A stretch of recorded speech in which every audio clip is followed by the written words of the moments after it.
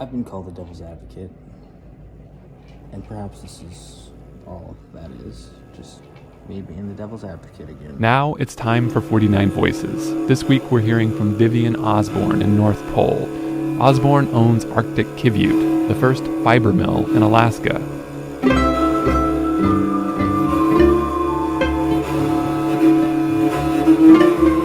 So we are the very first commercial fiber mill ever in Alaska. We make our yarn from the Kiviute, which is the underwool of the Arctic muskox, the Kiviute. All of the products that I make are from contract out. I don't get any domesticated. Alaskan knitters and wild muskox produce a better fiber. You don't want any guard hairs in it. I first encountered Travis Reed when I was doing time in Fairbanks Correctional Center. It was noted by another inmate in the mod that that man had killed his mother. He had thought she was a werewolf, and he had thought to save us all from her reign of terror, and decapitated her. I never got this from Travis, of course. Travis spent most of his time in the mirror doing some sort of weird through the peephole or whatever thing with his left eye and making faces like that, you know? But he didn't seem like the kind of guy that could be capable of murder, honestly. Capable of a lot of shit, but not murder. Like, he spent most of his time in segregation and never got in a fight. It was because he would be unresponsive to law officers, because he would be fully involved with his reflection in the mirror, which is common among people that are on an acid trip. When they see the reflection, they get totally engrossed and pulled in, and they are unaware of what else is going on. Fall.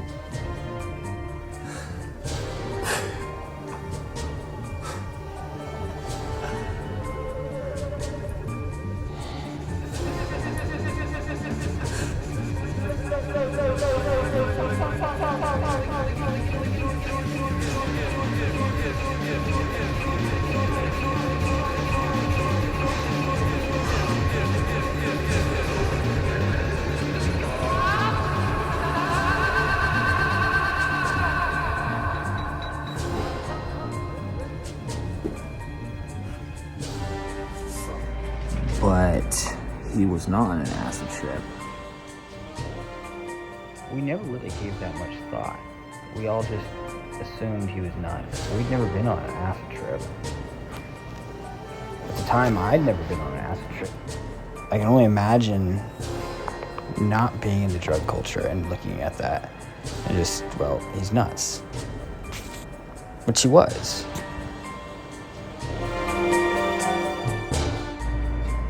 He was a schizo. And, you know, was known to trade his meds every month when he'd refill his prescription for drugs. They did not do good for his mental health. The drugs would really fuck him up, and he was normally fucked up anyway. He just didn't know what was going on. Contract out to local Alaskan knitters and crochet artists to make them into yarnware, hats, scarves, smoke rings, and etc.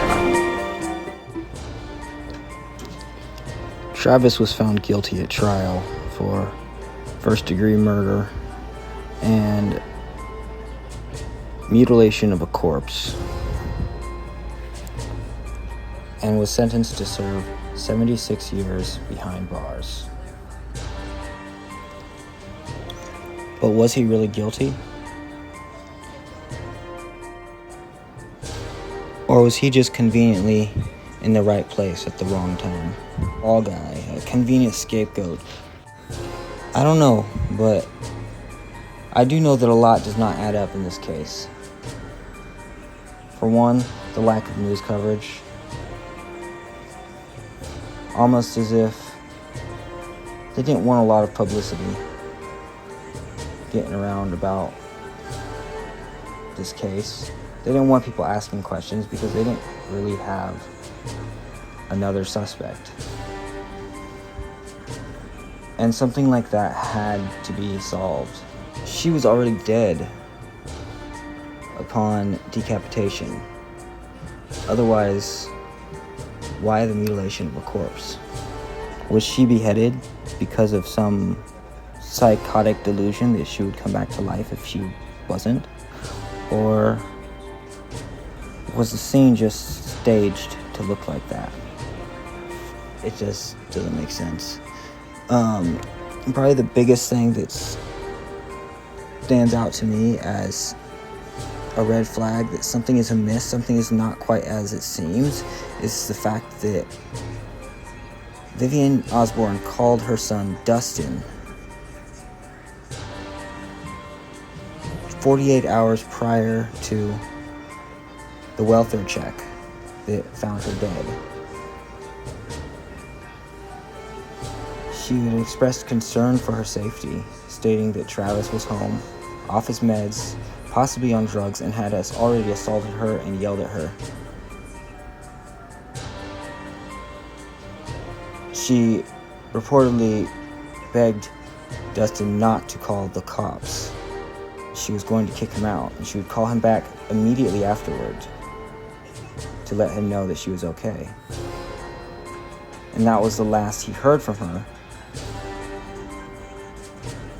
If I received a phone call like that from my mom,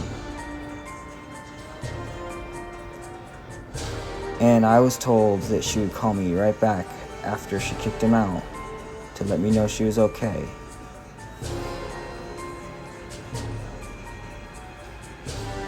there's no way I'm waiting 48 hours to request a welfare check or to show up in person.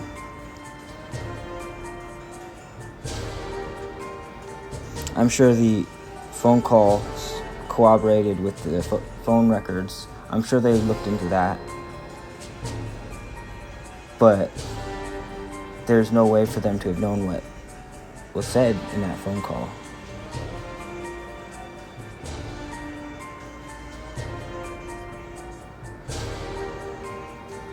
Where am I going with this?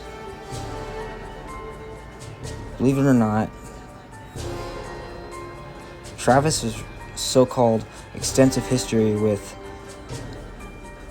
drug abuse and mental health was simply that, an extensive history with mental health and drug abuse. But he had never had a violent charge on his record, a violent conviction, or even a restraining order or a protective order that stuck.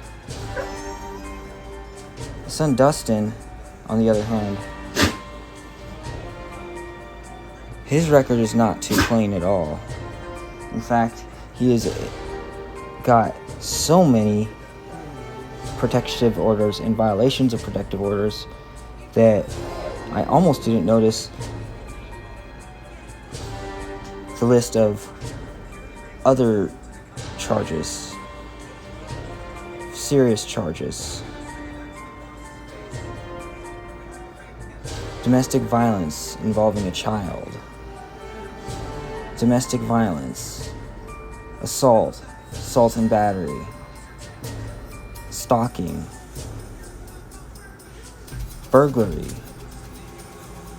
of a residence, and violation of a protective order against the resident of that residence. It doesn't seem logical that someone who's never had a violent charge would go from being just a crazy guy on drugs to decapitating his mom. And doesn't hold much water to think that Mom would call him to express concern for her safety, only to tell him not to call the cops.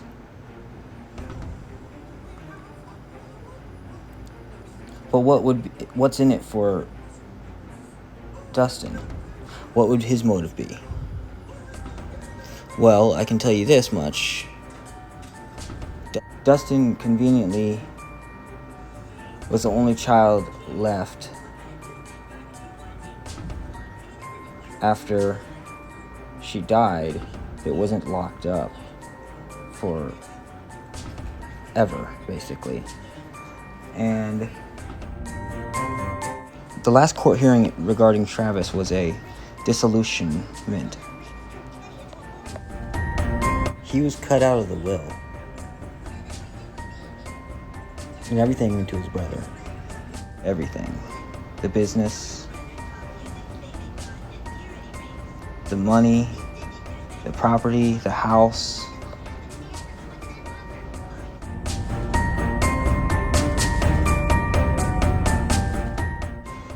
Perhaps Travis being home was a threat to that, to his getting the house. But more importantly, the business. Believe it or not, Kivett yarn from the muskox is a very lucrative business. I mean, it was an endangered species not too long ago.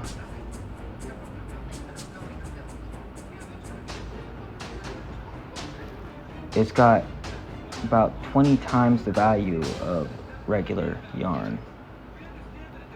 And then she's got the market monopoly.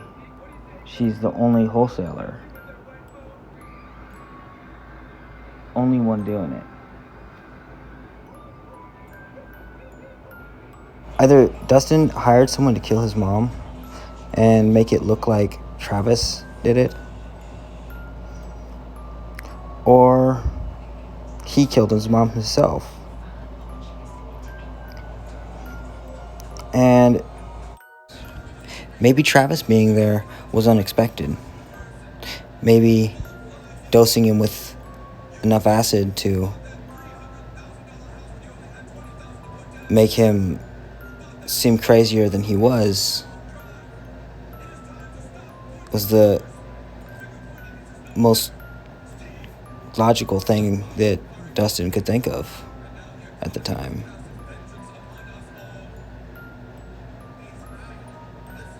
And anyway, now he didn't have to share the inheritance.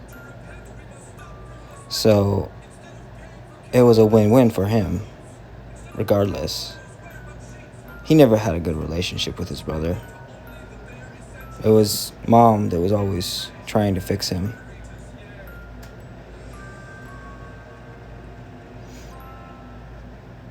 And her having him home kind of indicates that maybe she had succeeded. I mean, after all, the psychiatrist took him off his meds. I wonder what the reason for that was. Maybe he was doing fine without him. Did he ever really take them anyway? He certainly wasn't on drugs that were his own.